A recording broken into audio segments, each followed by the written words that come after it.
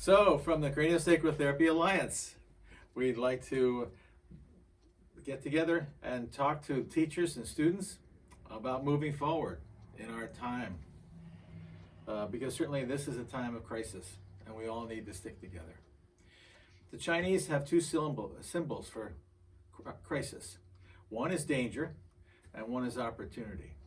We are in danger of contracting coronavirus and or being a source of contagion of spreading this disease. As touch therapists, using CST, we have this beautiful, gentle healing technique that stimulates the immune response, stimulates the circulation of cerebrospinal fluid, the reabsorption of all our fluids with lymphatic flow, and the health and well-being of the body, mind, and soul.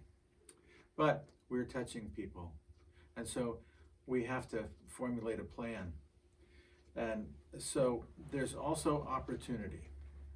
We have an opportunity as teachers and therapists to connect with our patients and help them deal with these times. Because being in the touch therapy field, we appreciate the quality of touch.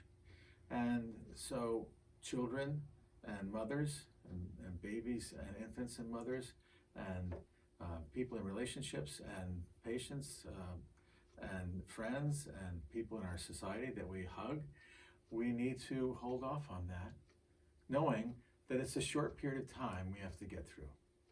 And so we have an opportunity as touch therapists and as craniosacral therapists to talk about what we can do. And we can, this is what we're going to do.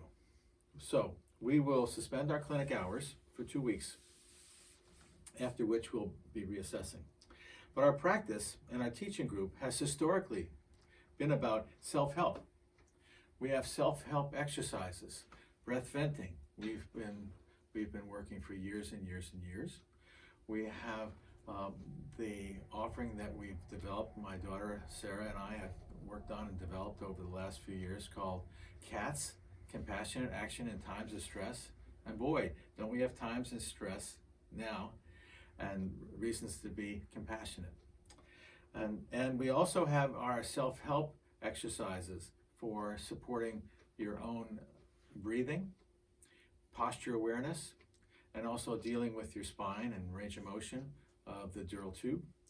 And so we're going to be offering these posts going forward so that you'll have an idea of what you can do for yourself in ways to stay safe and to promote healing and well-being for your friends and family and loved ones, those people that you are isolating with in these next 3 to 4 weeks.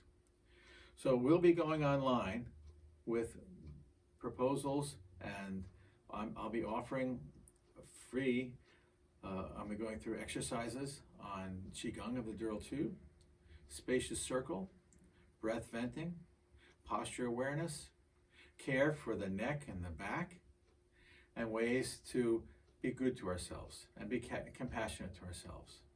And also things we can do with our children that will be in our homes for a period of time. It's really a lot of fun to have the weekend off with your kids. But when the weekends stretch into weeks, it might get old.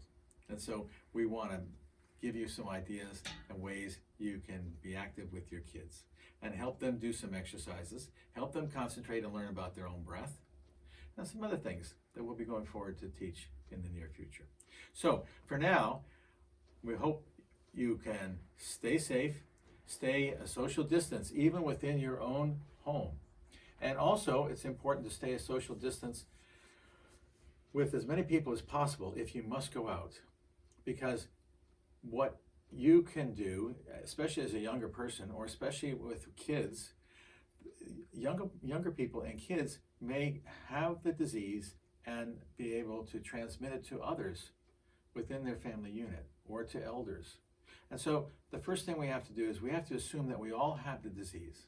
We all have the virus. Now, I'm sure we all don't, but a large percentage of us do. And so if we all assume that we have the disease, we need to protect ourselves and heal ourselves, and we need to protect others around us so that we don't pass it along to them. At the same time, we need to also be active and stay active. So when you're home, look around for places where you can access so that you can go out, you can take the kids out, you can get some fresh air and be in the sunshine and let your kids run around. We can't gather in groups.